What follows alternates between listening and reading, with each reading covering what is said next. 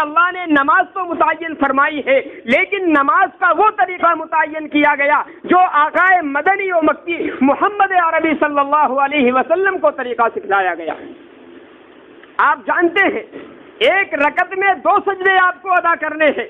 ہم نے حدیث مبارکہ کے اندر پڑھا اللہ تبارک و تعالیٰ کو اس بندے کے سجدے سے جتنی زیادہ محبت ہے، کائنات کے اندر کسی اور چیز سے اللہ تبارک و تعالیٰ اتنی محبت نہیں فرماتا۔ اب ہم ایک رکعت کے اندر 2 کے بجائے 4 سجدے ادا کرنا شروع کر دیں، یہ تو اللہ تبارک و تعالیٰ کو خوش کرنے کی چیز ہے نا، لیکن ایک رکعت میں ہم 2 سجدوں سے زیادہ ادا نہیں کر سکتے۔ کیوں؟ اس لیے کہ ہمیں طریقہ وہ بتایا گیا جو نبی علیہ الصلاۃ والسلام کا طریقہ تھا، اور آقا علیہ الصلاۃ والسلام کو عبادات کے وہ طریقے بتلائے گئے اللہ تبارک و تعالیٰ کی معرفت جن سے حاصل ہوتی ہے۔ ہم کو روزے کا حکم دیا گیا اس لیے کہ اللہ کی معرفت ہے۔ عید الفطر کے اندر اللہ کی معرفت حاصل نہیں ہوتی، اس لیے روزہ رکھنے سے منع فرما دیا گیا۔ عید الاضحیٰ کے اندر اللہ نے روزہ رکھنے سے منع فرما دیا، اس لیے اب عید الفطر کے اندر روزہ رکھنا عبادت نہیں ہو سکتا، یا عید الاضحیٰ کے اندر روزہ رکھنا عبادت نہیں ہو سکتا۔ عبادت کب ہے؟ جب اللہ تبارک و تعالیٰ کا حکم آ جائے۔ تو میرے بھائیو، اللہ تبارک و تعالیٰ کی عبادت اصل کیا ہے؟ اللہ کی معرفت، اللہ کی ذات کو پہچاننا۔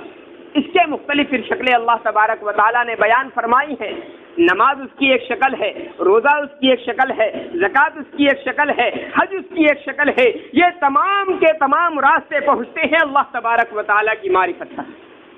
اور آپ جانتے ہیں کہ مقصود راستہ نہیں ہوتا، مقصود منزل ہوتی ہے۔ آپ کو یہاں سے نجیب آباد جانا ہے، آپ مختلف راستے اختیار کر سکتے ہیں۔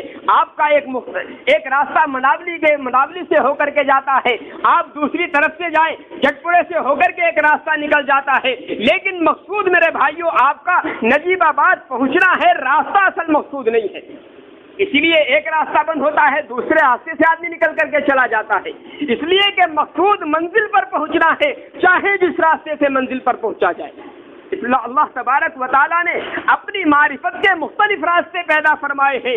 زکوٰۃ ایک راستہ ہے، حج بھی ایک راستہ ہے، نماز بھی ایک راستہ ہے، روزہ بھی ایک راستہ ہے۔ تو ان تمام چیزوں کا جو مقصود ہے وہ اللہ تبارک و تعالیٰ کی معرفت ہے، اور اللہ کی معرفت سب سے زیادہ جو حاصل ہوتی ہے وہ اللہ کے کلام سے حاصل ہوتی ہے۔ اللہ تبارک و تعالیٰ نے اپنے کلام کے ساتھ ہمارا تعلق پیدا فرمایا ہے، کلام اللہ کے سننے کی توفیق عنایت فرمائی ہے، اور میرے بھائیوں اس چیز کی توفیق ہم کو دی گئی جو اللہ کی معرفت کو حاصل کرنے کا سب سے آسان راستہ ہے۔ حدیث مبارکہ کے اندر وضاحت کے ساتھ یہ بات ملتی ہے، اللہ تبارک و تعالیٰ قرآن کریم کی تلاوت، قرآن کریم کے پڑھنے سے جتنا زیادہ خوش ہوتا ہے، اور قرآن کریم کے ذریعے سے اللہ کی رحمت جتنی زیادہ متوجہ ہوتی ہے، کسی اور عبادت کے ذریعے سے اللہ کی رحمت اتنی زیادہ متوجہ نہیں ہوتی۔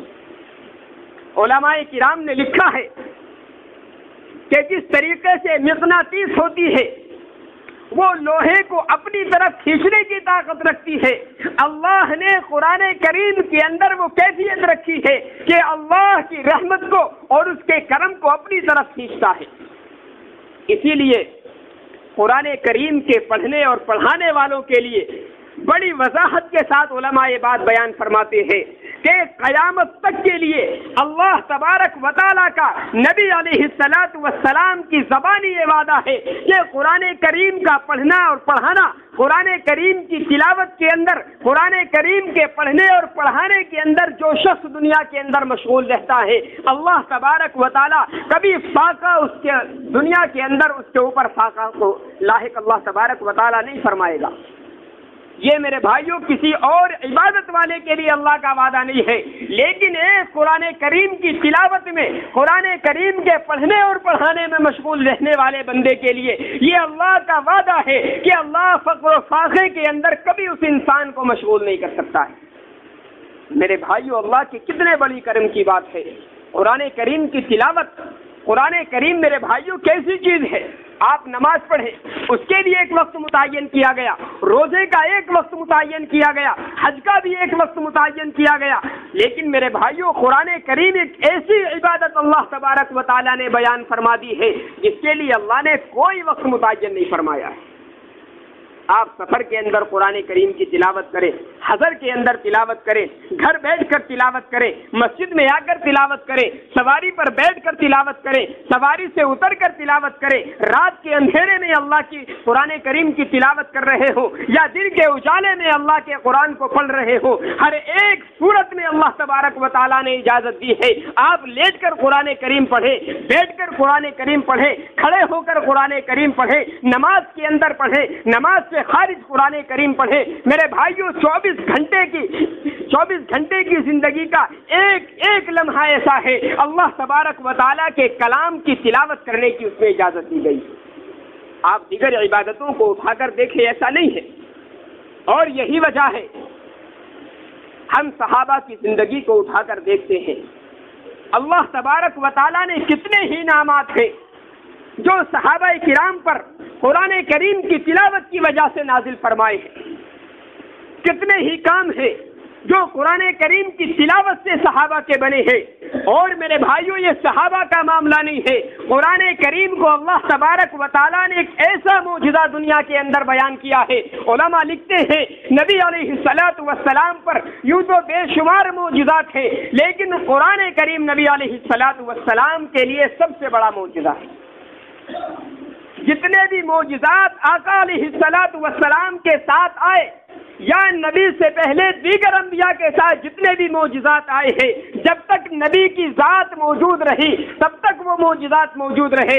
حضرت موسیٰ علیہ الصلوۃ والسلام کو عصا کا معجزہ دیا گیا، آپ کے ہاتھ میں عصا سانپ بن جایا کرتا تھا، لیکن جب تک موسیٰ کی زندگی ہے جب تک وہ نبی کا عصا موجود ہے۔ حضرت نوح علیہ الصلوۃ والسلام کو معجزہ دیا گیا، حضرت عیسیٰ کو معجزہ دیا گیا، مردوں کو زندہ کر دیا کرتے ہیں، لیکن عیسیٰ کی زندگی تک معجزہ موجود ہے۔ عیسیٰ علیہ الصلوۃ والسلام کو بے شمار معجزات دیے گئے، لیکن قرآن کریم میرے بھائیوں ایک ایسا معجزہ دیا گیا جو نبی کی زندگی تک محدود نہیں رکھا گیا۔ نبی کی ذات موجود تھی تب بھی قرآن کریم کو معجزہ بنا کر پیش کیا، اور نبی کی ذات موجود نہیں ہے تب بھی قرآن کریم معجزہ ہے، اور قیامت تک یہ ایک ایسا معجزہ نبی علیہ الصلوۃ والسلام کو عنایت فرمایا گیا جو کبھی ختم ہونے والا نہیں۔ نبی علیہ الصلوۃ والسلام کی زندگی میں بھی قرآن کریم کو معجزہ بنا کر پیش کیا گیا۔ کفار مکہ کے سامنے اعلان کیا گیا فاتو بسورۃ من مثلہ، اگر تم قرآن کریم کو انسانی کلام سمجھتے ہو اور یہ سمجھتے ہو کہ محمد عربی نے اپنی جانب سے اس کو بنایا ہے، تم ایک سورت یا ایک آیت لا کر کے اس کی پیش کر دو۔ میرے بھائیوں یہ اعلان نبی کے زمانے میں بھی کفار مکہ کو پیش کیا گیا، اور ایسا نہیں ہے کہ یہ اعلان نبی کی زندگی تک محدود ہے، بلکہ قیامت تک آنے والے انسانوں کے لیے اعلان ہے کہ جو بھی چاہے قرآن کریم کا مثل لا کر کے پیش کر دے۔ نبی کے زمانے میں قرآن کریم جیسا کوئی کلام پیش نہ کر سکا، اور قیامت تک آنے والے انسان نبی کے زمانے میں چاہے موجود ہو یا نہ ہو قرآن کریم کا مثل میرے بھائیوں پیش نہیں کر سکتے۔ یہ نبی علیہ الصلوۃ والسلام کا ایک کھلا معجزہ ہے۔ مصر کا کسی زمانے میں بادشاہ ہوا کرتا تھا، جمال الدین ناصر اس کا نام ہے۔ اس کا زمانہ وہ ہے جب روس کبھی سپر پاور ہوا کرتا تھا۔ جس طریقے سے آج امریکہ کو پوری دنیا سپر پاور تسلیم کرتی ہے، یہ وہ زمانہ تھا جب روس تمام دنیا پر چھایا ہوا تھا۔ اتفاقاً جمال الدین ناصر کا روس کا دورہ ہوا، مختلف ملاقاتیں وہاں کے ذمہ داروں سے ہوئی۔ کچھ وقت وہ متعین ہوتا تھا جو آپسی ملاقات اور آپسی خیالات کے لیے نکالا جاتا تھا۔ ایک روز آپس میں ملاقات کرتے